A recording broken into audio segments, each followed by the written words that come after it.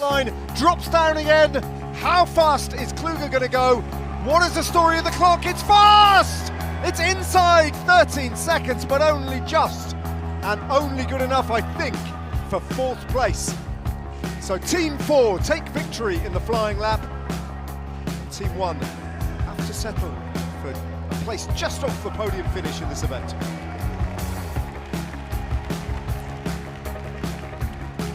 So points there for Team 4 to add to their tally. Those two teams, and he's going to do it, isn't he? Look at Juri Harvik. Oh. Here he comes. There he is, latching on. Very impressive. Impressive. This has now forced the Italians to react. Well, I mean, in a way, they kind of have to, don't they? Because the whole point, Matt, of doing that fantastic move for the Italians, they don't want to just throw it away straight away. No. And obviously, these three teams all have something to benefit here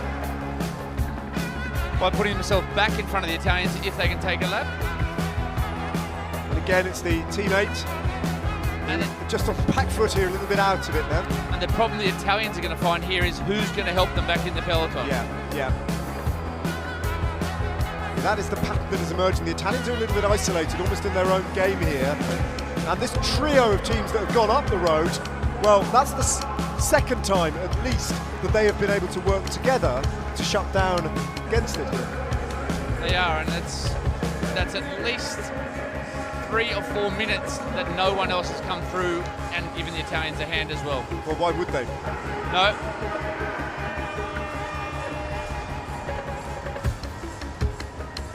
They're under immense pressure to keep these other 3 teams from getting on the back here. Looks like smooth progress there because they are riding very smooth. Team 8 are up and about, aren't they? For a team that's not in contention. Well, Roger Kluge now opening up a gap.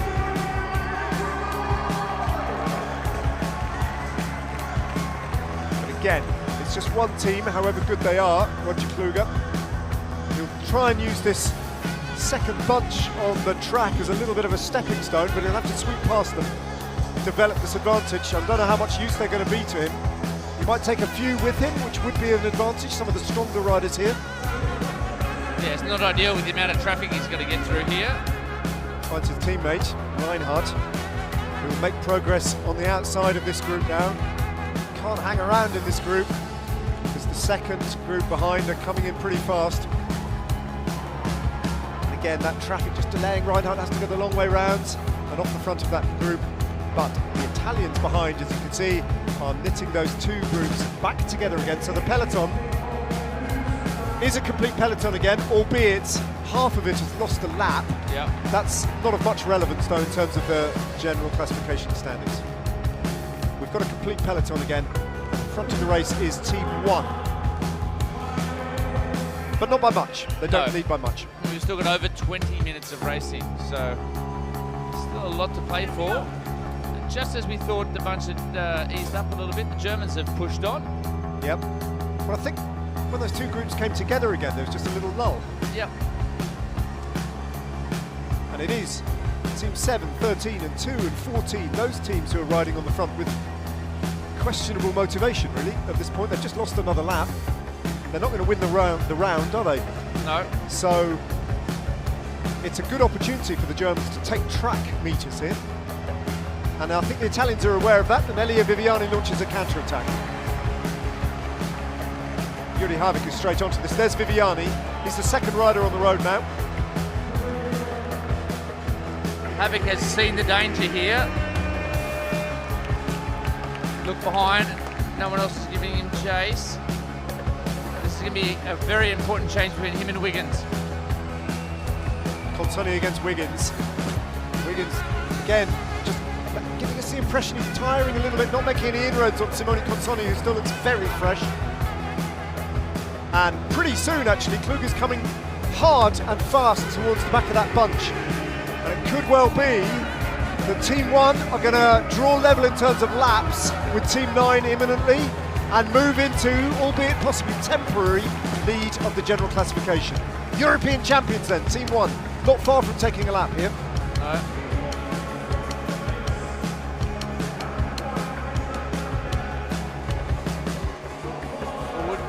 Which will move them temporarily into the race lead. Yeah. Then the pressure will be on the Italians. If they can rejoin the Germans, they will leapfrog them. And look at the effort from Havoc here behind. Yep. Taking a rider from Team 8 with him. Kluge makes contact. Yep, it's Reinhardt actually, but yep, Team 1 have taken their lap, and for now at least, they move into the lead. Roger Kluge gets thrown in, but the Italians aren't too far behind. No, they're committed, they need to get across here. And here comes Jody Havoc. Now, for me, it's been something we've observed. Watch this next handover.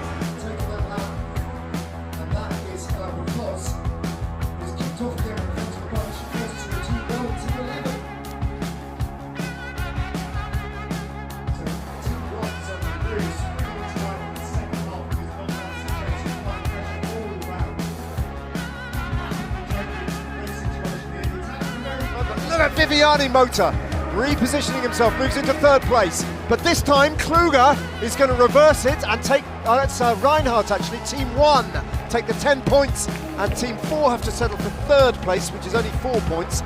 So Team 1 have taken back 6 points of their 11 points disadvantage to move to within 5. Getting closer. If my maths is correct, and that is a major caveat there. My live maths is a little bit unreliable, but I think it's 5 points that they've got to make up now. Roger Kluge, a little bit of a smile there, congratulating Reinhardt on that successful tactic.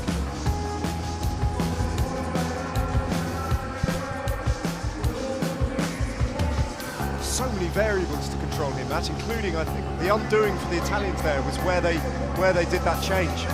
That handling is just a wrong, but there are only 3 points. And if the Germans were to win this one, and the Italians to finish second, the Germans would move into the lead by 1 point. Oh, brilliant place to change here for the Germans. Big Roger Kluge's going to have a good 3 bike length lead going into the last 200 metres. Watch out though, here comes Viviani with that acceleration. Viviani now closing the gap to Roger Kluge. Can Kluge hold on? I think he can. Yeah, he's going to take the 10 points from Viviani, and now there's just 1 point in it. 1 point separating them as we head to the final sprint. 1 solitary point. That was 10 for Team 1, 6 for Team 4. So what it means here is whoever crosses the finish line first wins the London 3-day. That's it. That's it. It is as simple as that. A straight head-to-head. They don't even have to win the sprint. It's just between them. But they move for the first time to the lead in the overall standings. Look at that. Kluge and Reinhardt, 2-2-4. Viviani and Consoni, 2-2-3. 1 sprint left. Now they'll just watch each other like hawks. They will. The Germans are in pole position here. It is like, because they'll be watching each other, it's a potential for one of the other teams to take advantage of that and try and take a lap, but they're running out of laps, aren't they? Yeah, I think the pace is just too high. The interesting pairings is who launches the lineup for the final sprint here. To me, it looks like Kluge is the faster of the Germans, but the Italians, I don't think it really matters who sprints. I think it's going to be. One thing for sure, it's going to go down to the wire. Maybe with the Italians, it's less a question of who sprints, but where. Where do they affect that final change? Yeah. On the track, to give their rider the best possible chance. Remember, the Italians are on the back foot now. The Italians have to win this sprint. And that's a huge advantage for Team 1. Look at them. Roger Kluge is just locked onto the wheel of Elia Viviani there. All he has to do is defend. But yeah, it's a head-to-head. It's a sprint between these two for the overall. It couldn't be closer. 1 point. And probably only one more chance to change here. Both the Italians and the Germans are lined up together.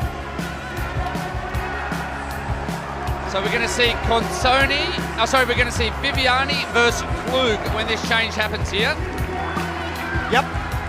The 2 riders with the red numbers there, Consoni and Reinhardt, about to pick up their oppos. Here we go, Kluge versus Viviani.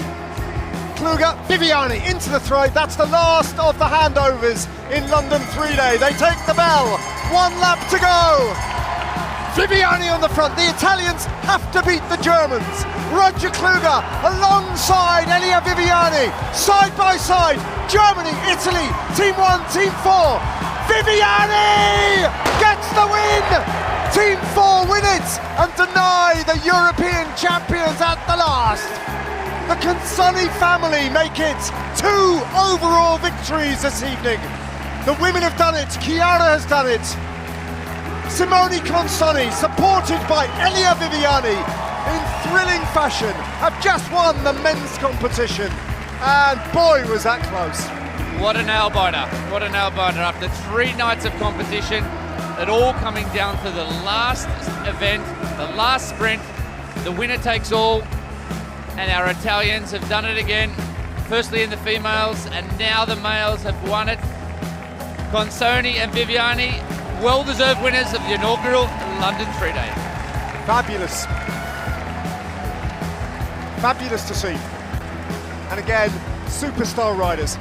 But an all-Italian outcome, you're absolutely right, dominating the women and the men's. But what made this victory particularly special was that they did it in the final race of the entire programme, Matt, and they attacked, let's face it, that was an hour-long marathon, and they attacked 2 minutes into it.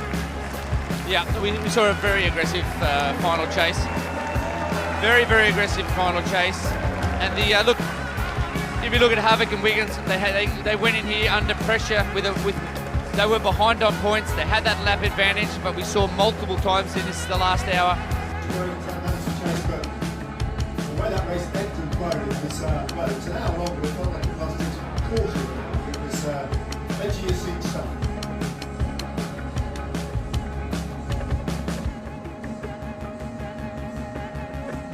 The podium is being assembled, trackside.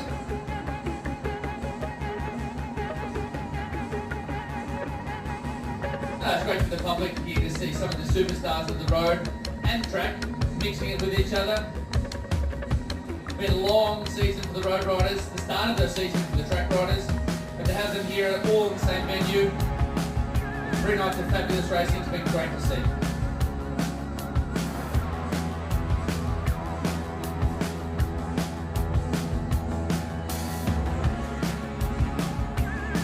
Well, the crowd definitely got the outcome. Not necessarily they would have wanted, I'm sure the partisan crowd here would have wanted another Wiggins standing on the European champions. Reinhardt. Here are the final general classification standings. Elia Viviani and Simone Consoni, Team 4, get the victory in the end by a margin of just 3 points ahead of Roger Kluge and Reinhardt, who up until the last sprint had a 1 point advantage in track points. Havoc and Wiggins, who started today in the lead, dropped down to 3rd place and took their place on the podium. Started the Madison chase in the lead of the general classification, but ultimately they'll be happy enough with that. The 33-year-old Yuri Havoc was stellar, I thought, throughout the days of racing, supporting young Ben Wiggins, who played his part. Well, you can't win everything. I mean, they've come close to winning everything this year, but the German pairing of Kluge and Reinhardt right at last gasp, that last sprint, having to settle for 2nd place. No, these guys have been a formidable combination over the last 8 or 9 years, netting for Roger 3 world titles, two together with his partner, and they're in the end of their careers as a pairing and as individuals. But it was great to see them here in London and put on a great show for the crowd. Cavalli had been closer. It was a wheel's length in the end. But from one Consoni to another, flanked by Elia Viviani. They might not have been the absolute out favourites. That was probably the German team, but Team 4 really took the race by the scruff of the neck in that last marathon chase and gambled everything really. Disrupting, thoroughly deserved that victory because it was an audacious race tactic from them. Surprisingly so at times. They were doing so much of the work, not leaving anything to chance, taking the responsibility and delivering the victory in the end. And along the way, thoroughly entertaining the crowd. Very worthy winners, Team 4, Elliot Viviani and Sigourney Consoli. Family tradition, set by his younger sister a few hours before, just a few hours before. Consoli family dominating the leaders field over the inaugural under 3 lap.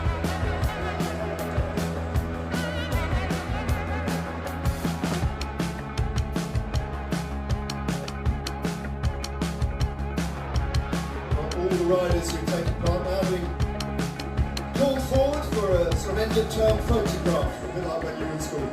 Smaller riders have to sit down the front, taller riders at the back.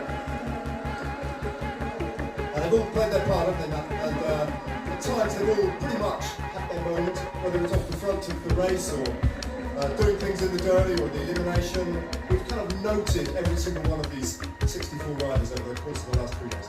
Yeah, definitely. It's been some good combinations, some young combinations, some older combinations, and they put on a great show over the last 3 days. And I hope this concept continues to grow, because it is a good one. I said it's a different feel than a championship or a World Cup, and I think it's a real